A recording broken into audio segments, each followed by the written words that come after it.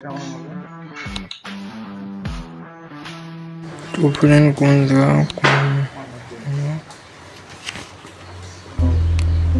One two friend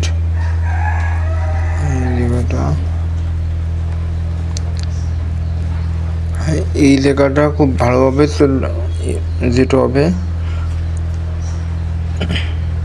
কারণ মোটরসাইকেলটা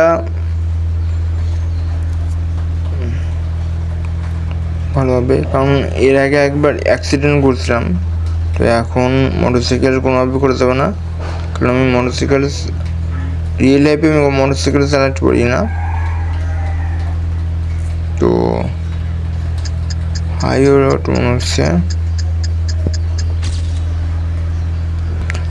গেমও এক level হয়ে গেছে। আচ্ছা আছে ব্লুটুথ চলে আসছে 100